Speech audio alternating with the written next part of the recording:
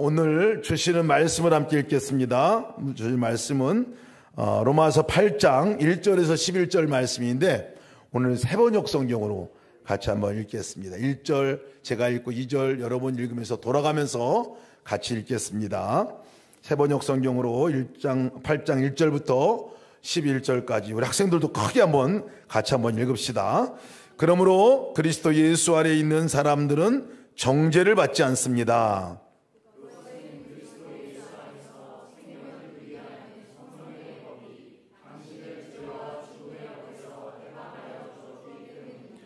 육신으로 말미암아 율법이 미약해져서 해낼 수 없었던 그 일을 하나님께서 해결하셨습니다. 곧 하나님께서는 자기의 아들을 죄된 육신을 지닌 모습으로 보내셔서 죄를 없애시려고 그 육신에다가 죄의 선고를 내리셨습니다.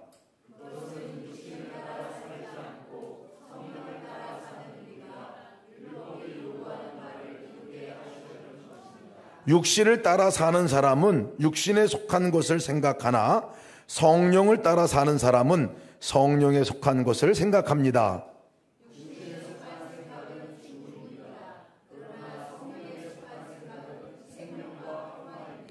육신에 속한 생각은 하나님께 품는 적대감입니다.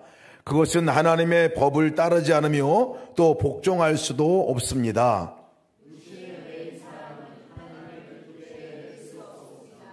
그러나 하나님의 영이 여러분 안에 살아계시면 여러분은 육신 안에 있지 않고 성령 안에 있습니다.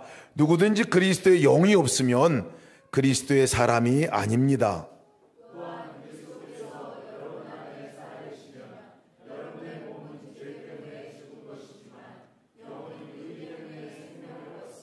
다 같이 읽습니다.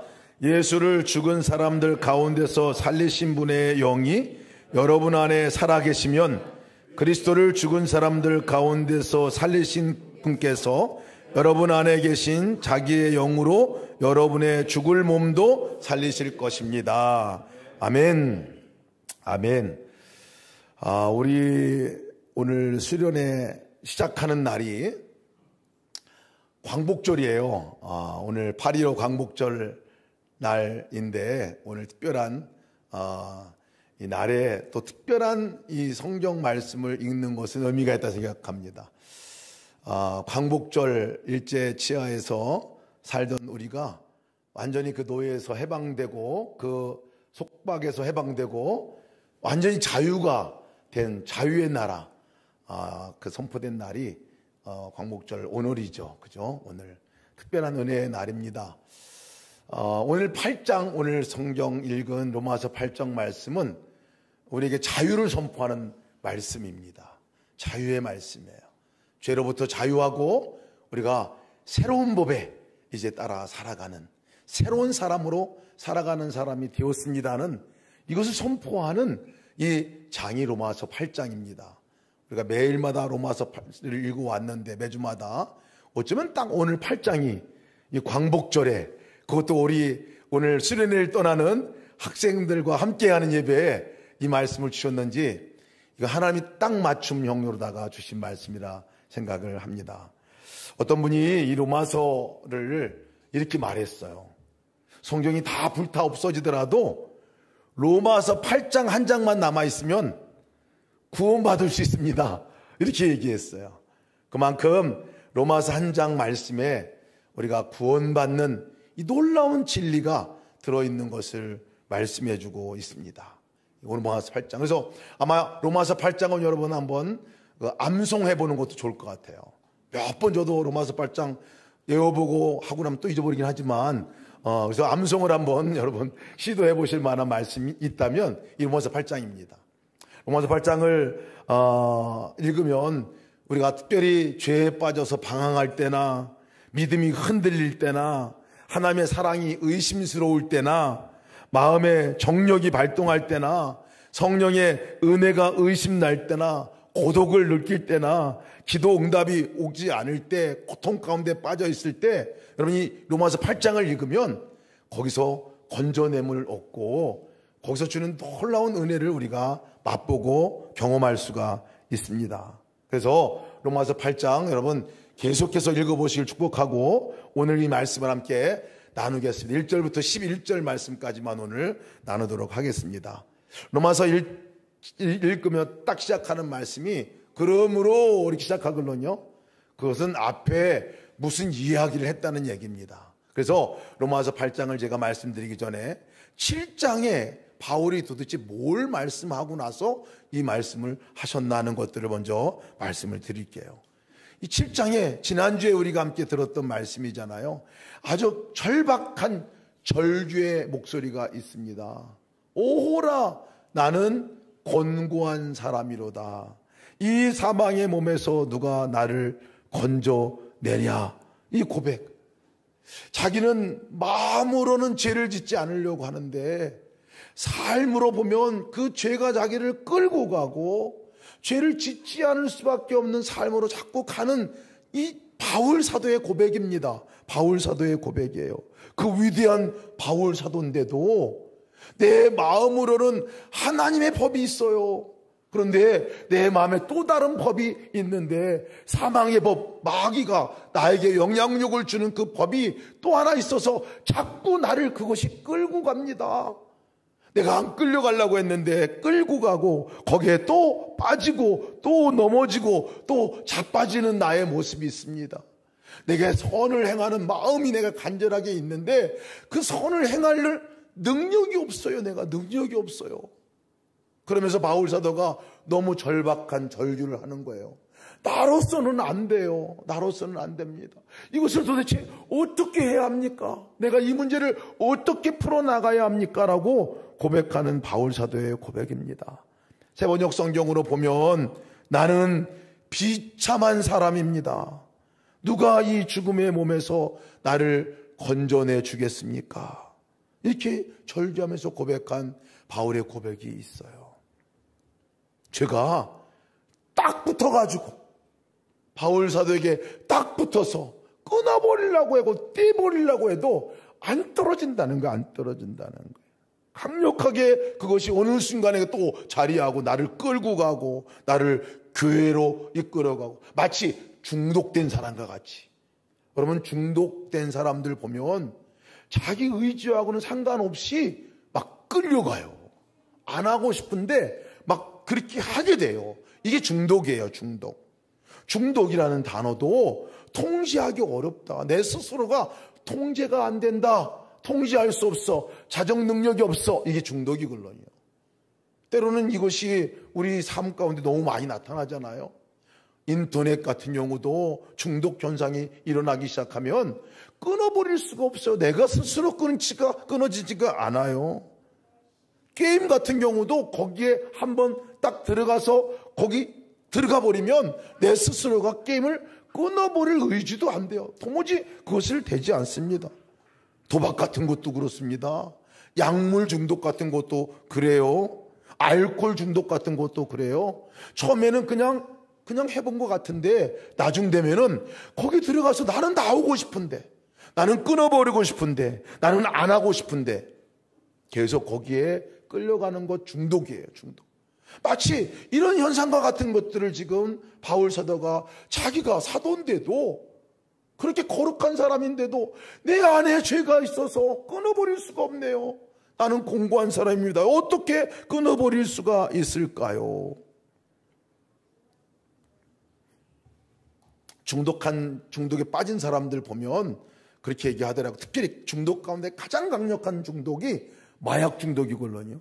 마약 중독한 사람들이 마약을 투여할 때 그때 순간적으로 도파민이 폭발적으로 나온다는 거예요. 그 쾌락을 주는 도파민이 폭발적으로 나온대요. 근데 그 폭발적으로 나오면서 그 말할 수 없는 쾌락을 느끼는데 그 순간에 어떤 현상이 일어나냐면 뇌의 기능이 파괴가 된다. 너무 강력하게 나와가지고 뇌의 기능이 파괴가 된다는 거예요. 그래서 그 다음부터는 자기가 그것을 끊을 수 없는 이 뇌의 기능이 파괴가 돼서 이게 중독입니다. 중독. 죄의 중독도 마찬가지예요. 음란물에 중독되는 것도 마찬가지예요. 폭력물에 중독되는 것도 마찬가지예요. 우리가 끌어버릴 수 없는 것들이 너무 많은데요. 바울 사도는 그 얘기를 7장에서 하고 있는 거예요. 그런데 거기에서 끝난 고백으로 끝난 것이 아니라 한 가지 우리가 너무 중요한 고백을 바울 사도가 바로 다음에 이어서 하고 있었잖아요. 어떤 고백입니까? 7장 25절 말씀에 우리 주 예수 그리스도를 통해서 나를 건져주신 하나님께 감사드립니다. 이렇게 얘기했어요. 나는 못 끊어버리는데, 나는 거기서 나올 수 없는데 나와 함께 하신 예수 그리스도가 나를 거기서 건져내 주셨습니다. 나를 죄에서 끄집어내 주셨습니다. 내가 그것을 이길 수 있고 나는 안 되는데 내가 그것을 중독 가운데서 빠져나올 수 있도록 해 주셨습니다 하고 고백하는 고백이 바울 사도의 고백이에요. 여러분, 우리 삶 가운데서 누가 우리를 중독과 같은 죄로부터 벗어날 수 있도록 해주고 그것을 끊어버릴 수 있도록 해주고 내가 거기서 구원받는 사람으로 나를 건져내줄 수 있느냐? 예수 그리스도밖에 없어요. 예수 그리스도밖에 없어요. 제가 자주 들은 예화 가운데 하나가 신방 갔을 때 한 집사님의 이야기예요. 집사님의 집에 가보니까 가서 딱 신방하러 갔는데 집 안에 딱 거기 모니터에 보인 게 뭐라고 써있냐면 내가 보는 눈을 통해서 예수님도 함께 보십니다. 요게 딱 모니터 위에 써져 있어요. 그래서 제가 물었어요. 집사님한테. 집사님, 이거를 왜 컴퓨터 모니터에다가 써놨어요? 무슨 사연이 있는 거 아니에요? 물었더니 집사님이 부끄러워서 얘기 못하겠다는 거예요. 나중에 사연을 들어보니까 그 집사님이 아이를 키우고 있었는데 아이 둘을 키우고 항상 이렇게 아이들을 재우고 나면 집에 거실에 혼자 남아있게 되더라는 거예요. 혼자 남아있게 되면서 어느 날 자기가 거실에서 인터넷 서핑을 하다가 자기도 모르는 사이에 보게 된 게 음란물을 보기 시작했다는 거예요. 음란물을 보기 시작하는데 처음에는 그냥 덮어놓고 또 덮어놓다가 나중 되니까 시간이 길어지더래요. 온 저녁까지 밤새도록 볼 때가 길어지기 시작했어요. 그것을 보고 자기는 너무나 죄책감이 생겨가지고 새벽마다 가가지고 하나님 나 이거 끊어지게 해주세요. 예배 때마다 기도 때마다 끊어지게 해주세요. 그렇게 기도를 했어요. 안 끊어지더래요. 기도까지 하고 이렇게 했는데도 안 끊어지더라는 거예요. 왜? 집에 돌아가서 다시 앉으면 아무도 없어. 혼자야. 그래서 자기가 다시 그 컴퓨터 모니터 앞에서 음란물을 보기 시작했다는 거예요. 심지어는 컴퓨터 모니터까지 갖다 버리고 이제는 갖다 버리면 이제 내가 안 보겠지 하고 그렇게 했는데 며칠 있다가 다시 컴퓨터 모니터가 발이 달렸는지 다시 새 것이 돼가지고 거기 와 있더라는 거예요. 자기가 사온 거예요. 너무 갈망이, 끊어버릴 수 없는 갈망이 있어서 다시 거기다 갖다 놓고. 그래서 자기가 너무나 고민이 되는데 어느 날 교회 와서 말씀을 들었을 때 어떤 말씀 들었냐면 예수님이 우리 안에 거하십니다. 우리 안에 오셨어요. 그 예수님이 내 안에 오셔서 그 예수님이 내 안에 오셨다는 거는 이제는 내가 혼자가 아니고 이제 나와 함께 하신다는 걸 말해요. 어디든지 가든지 어디를 가든지 예수님은 언제나 나와 함께 계십니다. 특별히 내가 무엇을 보더라도 내가 보는 눈을 통해서 예수님도 함께 보시는 거예요. 이 말씀을 설교 시간에 듣는데 이 머리빨이 이렇게 쓰더래. 머리에 이렇게 머리빨이 쓰더래. 그러면 저녁 때 어젯밤에 내가 그렇게 눈 시퍼게 두고 봤는데 그때도 주님이 같이 나와 함께 계셨단 말인가? 그것이 깨달아지고 나니까요. 집에 돌아오고 나서 다시 앉아서 똑같이 인터넷을 켰는데 그 말씀이 생각이 나는 거예요. 예수님이 여기 계시구나. 예수님 나와 함께 계시지. 하고 예수님 하고 이름을 불렀다는 거예요. 그 예수님을 부르는 순간에 내가 보는 눈을 통해서 내가 함께 예수님이 함께 보신다. 설교 말씀이 생각이 나가지고 깜짝 놀랐다는 거예요. 여러분, 어떤 사람이 예수님이 함께 계신데 같이 예수님 그런 거 볼까요? 이렇게 하는 사람이 있겠냔 말이에요. 그래서 그날부로 그 집사님이 그 음란물 보는 곳을 끊어버렸다는 거예요. 끊어버렸다는 거예요. 가장 강력한 중독 현상같이 끊어버릴 수 없었던 건데 그렇게 노력도 했는데 안 끊어지더니 딱 예수님이 내 안에 계시지. 나와 함께 계시지. 예수님이 함께 계시니까 자기는 혼자인 줄 알았는데 함께 계신 게 깨달아지고 나니까 딱 끊어지게 되더라는 거예요. 여러분, 우리가 죄를 이길 수 있는 거, 특별히 청소년 우리 학생들, 우리가 죄를 끊을 수 있는 거는 우리의 의지가 잘 안 되잖아요. 노력도 많이 해봤잖아요. 근데 언제 끊어지냐면요, 그 순간에 예수님 여기 계시지, 함께 계시지, 그것이 믿어지고 내가 예수님 하고 의식하고 예수님을 바라보는 순간에 죄가 끊어져요. 내가 끊을 수 없는 죄가 끊어져요. 제가 이 이야기를 우리 아이들에게 했는데요, 어느 날 우리 아이들 컴퓨터에도 똑같이 써 있어요. 내가 보는 눈을 통해서 예수님도 함께 보십니다.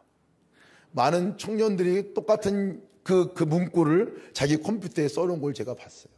왜? 자기들도 똑같다는 거예요. 자기들도 똑같다는 거예요.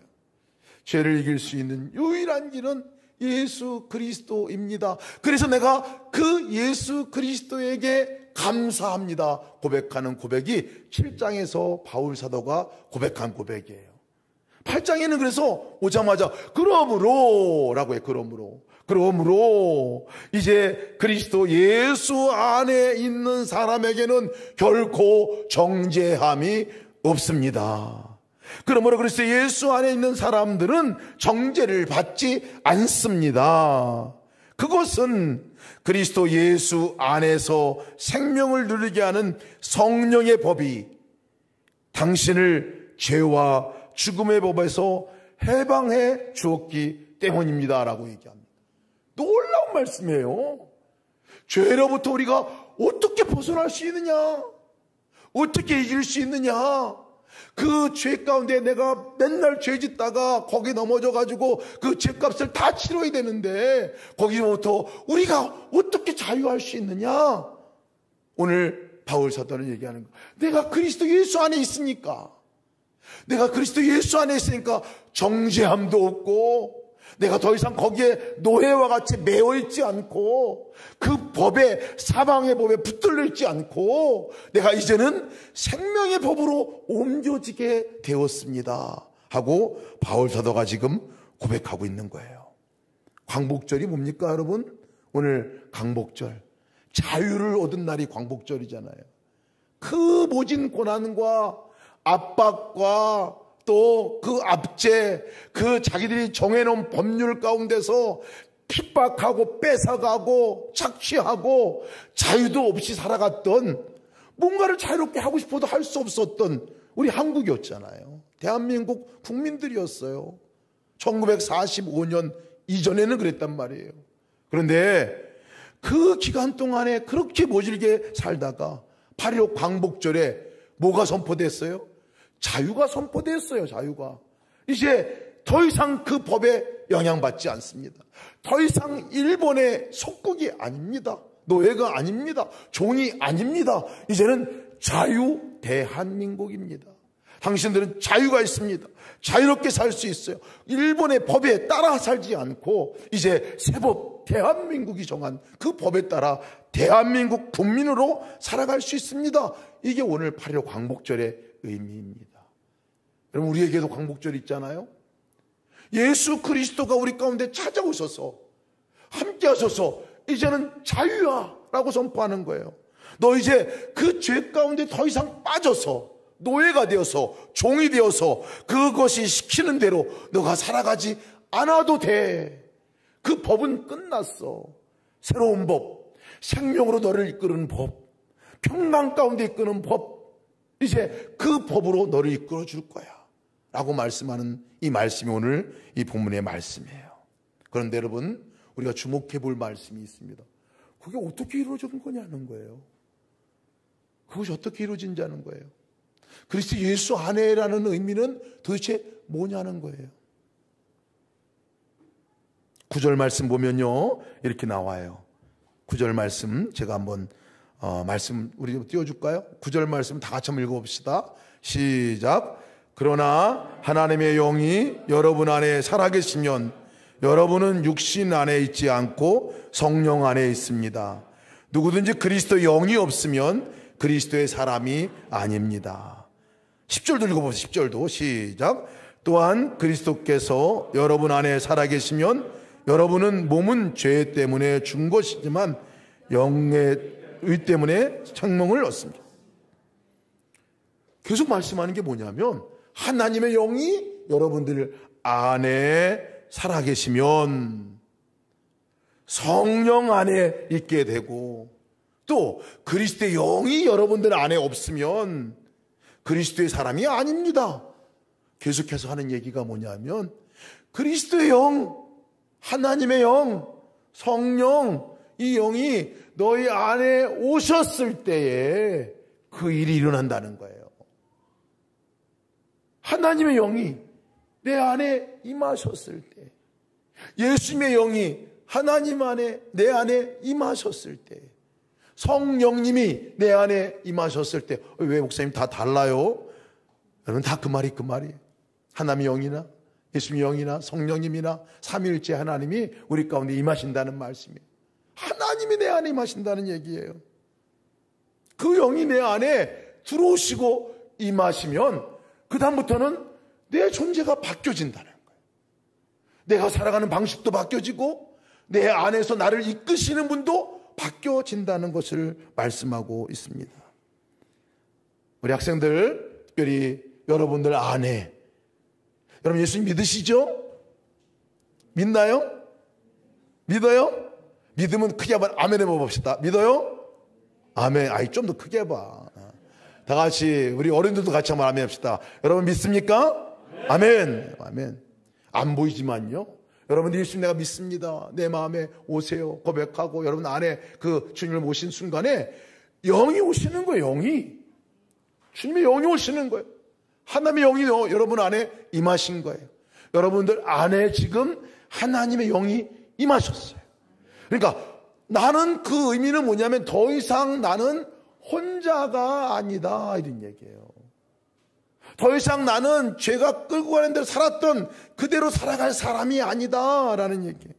내 안에 예수님이 오셔서 그분이 나의 삶에 함께 살아가시는 분이다, 이런 얘기예요.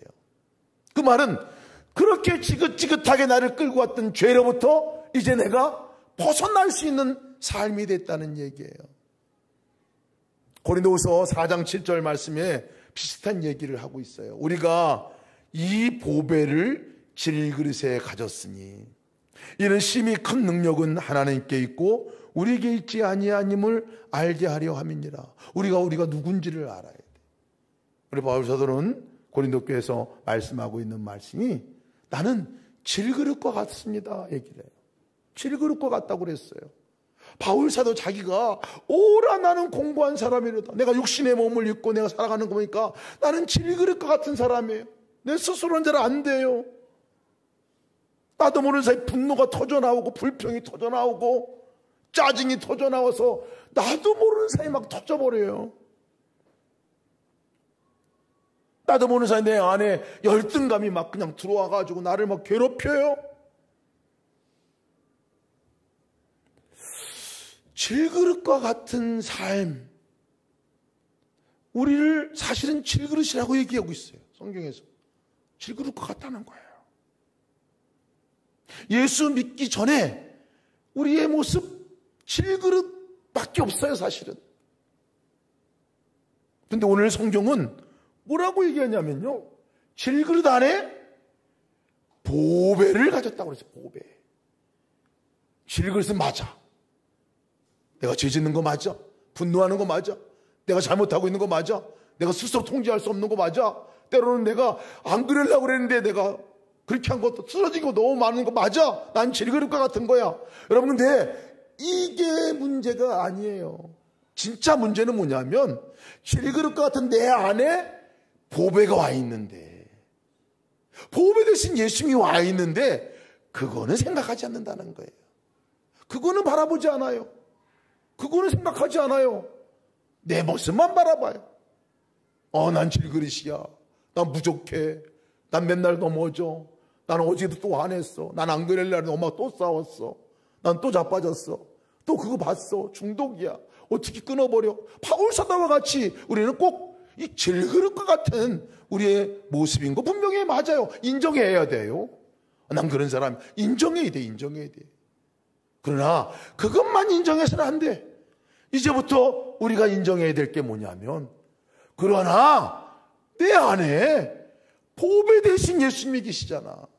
보배 되신 예수님이 와 계셔. 이거 인정해야 돼. 이거 인정해야 돼요. 이게 예수 믿는 사람이에요. 예수를 믿는다는 것을 그렇게 한다는 것을 말하고 있어요. 저도 학생 시절에 질풍노도와 같은 시간을 보냈습니다. 중학교 때 얼마나 아버지에게 많이 대들었는지 몰라요. 대들은 이유 가운데 하나가 뭔지 아세요? 제가 우리 아버지 아들이 아닌 줄 알았어요. 우리 아버지 아들이 아닌, 내가 보니까 생김새가 전혀 달라.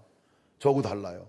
저는 코도 크죠. 눈도 갈색이죠. 그 당시에 머리도 빨갰죠. 사람들은 저를 보고 미국 놈이라고 부르죠. 그리고 또 누님은 주워 왔다고 그러죠. 다리미에서. 그것도 오산 비행장 바로 이웃집이거든요. 제가 살던 데가 오산 비행장이 보여요. 미군 부대. 미군들은 와서 훈련 다니죠. 진짜 우리 아버지가 거기 있는 줄 알았거든요. 우리 아버지가 뭐라 그러면 막 우리 아버지가 아니니까 그렇지 그러면서 막 대들고 막 싸우고. 제가 그 반항기를 겪었어요. 반항기를. 얼굴 거울 보면 왜 그렇게 못생긴 것 같은지. 거울 보면 얼굴도 상처도 나고 이빨도 부러져가지고 그때 가운데 맹구같이 이렇게 이빨이 돼 있고 뭐 모든 게 뭐 하나 그냥 불만인 거예요. 다 불만인 거. 어머니한테 제가 그래서 엄마 나를 왜 이렇게 못생기게 낳냐고 막 따지기도 하고. 생활하면서는 그 당시에는 뭐가 좀 이렇게 좀 괜찮아 보였느냐 하면 욕 잘하는 사람 보면 괜찮아 보였어요. 친구들 가운데 욕 잘하는 사람이면 그 당시 멋있는 사람 같이 보였어요. 그래서 욕을 엄청 했어요. 여러분 욕대라고 들어봤어요? 욕대해? 아마 여러분 못 들어보셨을 것 같아. 우리 친구들끼리 학교 갔다 오다가 야 오늘 2라운드야 해가지고 이제 욕대 하는 거예요. 욕대가 뭐냐면 1분 안에 짧은 시간 안에 다양하게 세게 강조하면서 욕을 해대면 누가 빨리 많이 하느냐 큰 소리로. 제가 목소리가 크기 때문에 제가 1등 했습니다. 하여튼 말끝마다 하는 얘기는 다 욕이었어. 그 당시에 욕이었어. 근데 그런 가운데서 매일 그것이 불만이고 터지는 말이고, 그리고 저 안에는 그 말할 수 없는 열등감이 열등감이 있는 거예요. 열등감이. 자존감 제로야. 자존감 제로. 그러면서 남아있는 건 반항심밖에 없어. 그런 중학교 시절을 제가 보내고 있었습니다. 근데 그때 주님께서 저를 만나주셨어요. 처음 알았어요. 저는 그 전까지 교회를 다녔지만 예수님이 나를 찾아오셨다? 내가 내 안에 예수님이 찾아오셔서 함께 계신 것 몰랐걸요. 근데 그것을 고3 때 처음 알았어. 예수님을 내가 영접하고 예수님이 내 안에 오시고 나서 예수님이 나와 함께 계신 것이 깨달아지고 나니까, 그리고 그것이 믿어지고 나니까 그 다음에는 어떤 변화가 있느냐면, 아, 내가 질그릇인 거 맞아. 나는 그렇게 못난인 거 맞아. 결심한 거 맨날 3일 지나면 다시 후다닥 바뀌고 그렇게 화 많이 내고 저항하고 반항하고 욕 많이 하고 뭐 이런 사람 맞아. 그러나 나는 그 사람이 내 질그릇인 거 맞지만 나와 주님이 지금 함께 계시니까 보배 되신 예수님이 나의 예수님이 맞아. 그분이 나와 함께 계셔. 이거 생각하니까요. 그 다음에 달라지더라고요. 그전에는 저 이 질그릇 같은 내 스스로가 전부인 줄 알았어. 나 혼자 사는 줄 알았어. 그런데 그 다음에는 그게 아니야. 예수님께 나와 함께 계신 것이 믿어지니까요. 혼자 사는 게 아니구나. 내 안에 예수님이 계시구나. 찾아오신 거구나. 영으로 함께 계신 거. 보이지 않지만 그분이 함께 계신 거구나. 이게 믿어지더라고요. 여러분, 이것을 요즘 용어로 뭐라고 그러는 줄 아세요? 로그인. 딱 로그인 아이디 넣고 패스워드 넣고 접속하는 거예요. 접속. 예수님과 함께 접속해 본 적이 없어. 그전에는 예수님과 함께 만나본 적이 없어요. 예수님이 내 안에 계시다는 걸 믿어본 적도 없어요. 근데 믿어지고 나니까 달라지는 거예요. 그래야 나 질그릇 맞아. 너무 부족해. 지금 부족해. 내 힘으로는 안 돼. 그러니까 예수님을 바라보고 예수님과 함께하면 그것이 언제 그랬듯이 그것이 내가 이길 수 있는 힘이 되고 그것을 극복할 수 있는 능력이 되고 그렇게 살아오게 되더라고요. 고린도서 4장 8절 말씀에 이 4장 7절 말씀 이 이후에 하는 말씀을 제가 한번 이 4장 7절 다시 한번 읽어드리면, 우리가 이 보배를 질그릇에 가졌으니 이는 힘이 큰 능력은 하나님께 있고 우리에게 있지 아니함을 알게 하려 함이라, 이렇게 말씀하시고, 우리 안에 보배 대신 예수님이 계시는데 그 다음에 그럼 뭐야? 어떤 일이 일어나는 거야? 하는 것에 말씀하시는데 뭐라고 말씀하시냐면, 우리는 사방으로 죄어들어도 움츠리지 않으며, 딴 것이 우리를 막 죄어오고 어렵게 만들고 힘들게 만들어도 움츠러들지 않는다는 거예요. 왜? 예수님이 함께 계시니까. 보배 대신 예수님이 내 안에 계시니까. 답답한 일 당하고 실망한 일 많고 낙심할 일 많아도 낙심하지 않으며, 이렇게 얘기해요. 저는 낙심할 일이 많잖아요. 시험 점수 하나 안 나와도 그냥 절망이야. 근데 그렇지 않다는 거예요. 왜? 예수님이 함께 계신 것이 분명하면. 박해를 당하여도 버림받지 않으며 거꾸로뜨림을 당하여도 망하지 아니하리라. 우리는 언제나 예수의 죽임당하심을 우리의 몸에 짊어지고 다닙니다. 그것은 예수의 생명도 또한 우리 몸에 나타나게 하려 함이니라 라고 말씀하고 있어요. 우리 학생들을 포함해서 우리 온 성도들 여러분들께 우리가 함께 기억할 말씀입니다. 우리 힘으로는 안 된다는 걸 빨리 우리는 인정해야 합니다. 내 힘과 내 노력으로 할 수 없어요. 죄를 이길 수 없습니다. 그러니까 우리는 살 길이 예수 그리스도 외에는 없는 거예요.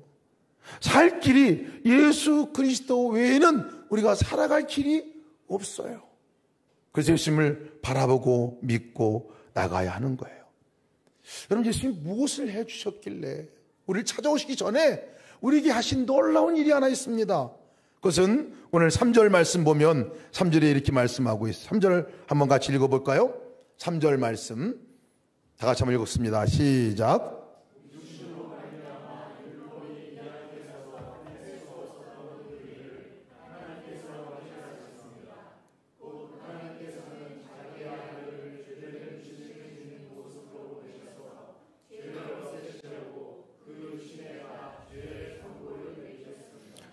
죄를 지면 죄의 선고를 받습니다. 형벌을 받아야 돼요, 사실은. 죄값을 치러야 하는 거예요. 죄값을 치러야 하는 거예요. 그런데 그 율법으로 말미암아 보게 되면 우리 죄가 한두 가지가 아니에요. 다 죄예요. 우리 생각도 살아가는 것도 보면. 그런데 그 죄의 모든 값을 우리가 그 죄 때문에 땅땅땅 선고를 받아야 하는, 죄의 형량을 받아야 하는 선고를 받아야 되는데, 오늘 말씀은 뭐라고 말씀하시냐면 우리가 받아야 할 그 형량을, 선고를 누가 대신 받았다고 그래요? 육신에다 죄의 선고를 내리셨습니다. 누구 육신에다가? 예수님의 육신에다가 죄의 선고를 내렸습니다. 죄의 싹은, 죄의 값은, 죄의 형벌은 사망, 사형. 그래서 예수님이 우리를 대신해서 십자가에 돌아가실 수밖에 없었던 것은, 그것은 나의 형벌 때문에 그렇습니다. 내 죄의 판단, 그 형벌, 재판에서 선고 내린 선고는 사형이에요. 대신 예수님이 주고 치신 거예요. 사실은 이것이 예수님이 우리 가운데 오셔서 해주신 거죠. 사실은 죄로부터 우리를 자유케 하시고 오셔서 우리와 함께 사시는 그 놀라운 능력 이전에 우리가 기억해야 될 것은, 그 죄의 값을 끊어버리고, 그 죄의 고리를 끊어버리기 위해서, 그 죄의 그 고리를 끊기 위해서 예수님이 그 죄의 값을 대신 지불하고 십자가에서 못 박혀 죽으셨어요. 누구를 위해서? 나를 위해서 그러셨다는 것입니다. 더 이상 우리가 그래서 그 죄 때문에 너는 정죄하지 않는다 그랬어요. 결코 정죄함이 없다. 그것은 다시 형벌을, 선고를, 사형이라는 선고를 너한테 내리지 않는다는 거예요. 왜? 누구한테 내릴게요? 예수님께 내렸기 때문에 그렇습니다. 중국에서 실제 있었던 일이 하나 있습니다. 이 이야기를 하고 제가 오늘 말씀을 좀 마치려고 하는데요. 실제 어떤 일이 있었냐면 부모를 잃고 살아가는 두 형제가 있었어요. 두 형제가 살아가고 있었는데 형이 그래서 아주 동생을 누구보다 사랑을 했습니다. 우애가 좋은 동생을 너무 형이 사랑했어요. 근데 형은 아주 평판이 좋은 사람이었고 동생은 싸움과 도박을 일삼았던 아주 안 좋은 악독하기로 유명한 동생이었습니다. 어느 날 이 동생이 패싸움을 하다가 홧김에 싸우다가 사람을 죽였어요. 그건 죽이고 말았어요. 그래서 경찰에 쫓기는 신세가 되어서 다급한 마음에 이 동생이 누구를 찾아왔냐면 형을 찾아왔어요. 형에게 달려와 도움을 청합니다. 형, 나를 좀 도와줘. 형이 그 동생을 보니까 아주 그 옷에 그 살인해서 그 사람으로부터 튄 피가 그 몸에 옷에 묻어 있었어요. 잠시 생각을 하더니 이 형이 비장한 마음으로다가 야, 너 빨리 옷 벗어. 그리고 그 옷 나한테 줘. 그리고 형이 그 옷을 자기가 입고 자기 옷을 벗어서 동생에게 줬어요. 피 묻은 그 옷을 자기가 형이 입고 그리고 바꿔 입고 이제 동생은 도망갔어요. 동생이 형의 옷을 입고 이제 동생이 뒤늦게 이 동생이 그 형의 형의 옷을 입고 달아나고 형은 동생의 옷을 입고 있는 거기 자리에 바로 경찰이 들이닥쳤어요. 그리고 현행범으로 체포가 됐습니다. 그리고 형이 사형 언도를 받고 사형이 집행이 됐어요. 도망갔고 이 겁에 져 도망갔던 동생이 이 소식을 나중에 알게 됐어요. 그러다가 너무 고통스러워가지고 자기가 경찰에 자수하러 갑니다. 경찰은 그를 곧 수감했어요. 이 사건이 사회적인 굉장히 관심 속에서 재판의 회부가 되었습니다. 배심원들이 오랜 심의와 토론 끝에서 이 판사의 결론을 내렸는데 어떻게 내렸냐면 이 동생에게 무죄를 선고합니다 이렇게 얘기했어요. 그 이유가 뭐냐면 동생의 이름으로 이미 형에게 법이 심판을 집행했기 때문에 그렇다는 거였어요. 그래서 같은 사건을 두 번 처벌할 수 없다 하는 이유로 이 동생의 법죄를 무죄로 판정을 했어요. 이미 형을 집행한 거예요. 분명히 자기가 죄인이었지만 법은 그에게 죄를 물을 수가 없었던 거예요. 누군가를 대신해서 죄값을 치렀기 때문에 그 법적으로 죄가 없게 됐다는 거예요. 사형 집행 전에 우리 형이 남긴 편지글이 있었습니다. 이 편지글을 뒤늦게 동생에게 전달이 돼서 동생이 그것을 읽기 시작합니다. 근데 그 내용이 뭐라고 적혀 있느냐면 형이 동생에게 하는 얘기입니다. 나는 너의 죄의 옷을 입고 너 대신 죽는다. 이제 넌 나의 옷을 입고 나처럼 살아다오 하고 이렇게 글을 남겼습니다.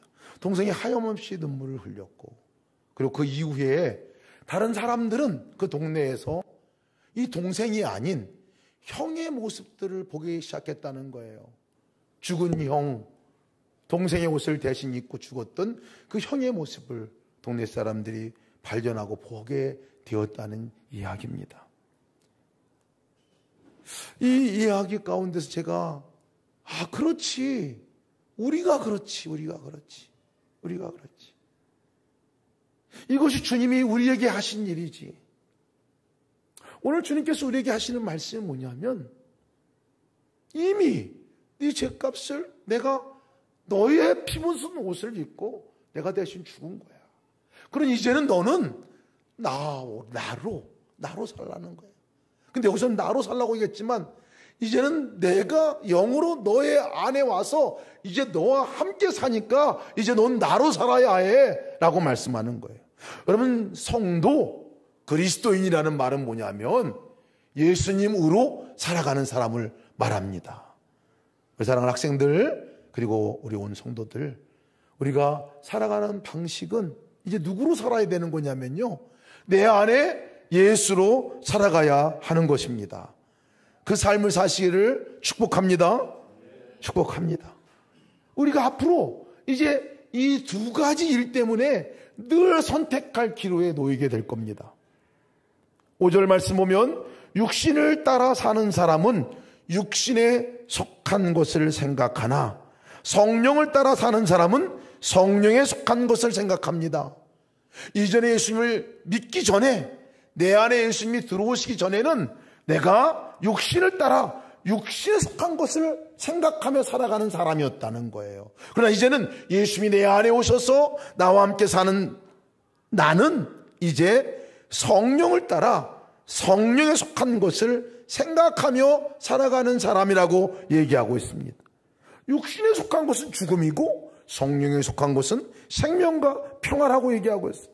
육신에 속한 것은 하나님과 적대심을 품는 것이고 하나님의 법으로 따르지 않는 것이고 복종할 수도 없는 것이지만, 성령을 따라 살아가는 나는 하나님 안에서 날마다 승리하며 살아갈 수 있다는 것을 얘기해 주고 있어요. 우리 이제 학생들이 앞으로 살아가면서 늘 두 가지 선택의 기로에 놓여져 있습니다. 내가 이전에 질그릇과 같이 살았던 그 삶이 나를 계속 끌고 가는 순간이 반드시 옵니다. 그러나 그때 우리가 꼭 기억해야 될 것은, 선택해야 할 것은, 그렇지만 그 자리에 예수님도 함께 계시다는 거예요. 내 마음 안에 예수님도 함께 계시다는 거예요. 그 순간에 여러분들이 꼭 기억할 것은, 내가 선택할 건 뭐냐? 내가 어느 길을 선택하고 나갈 거냐?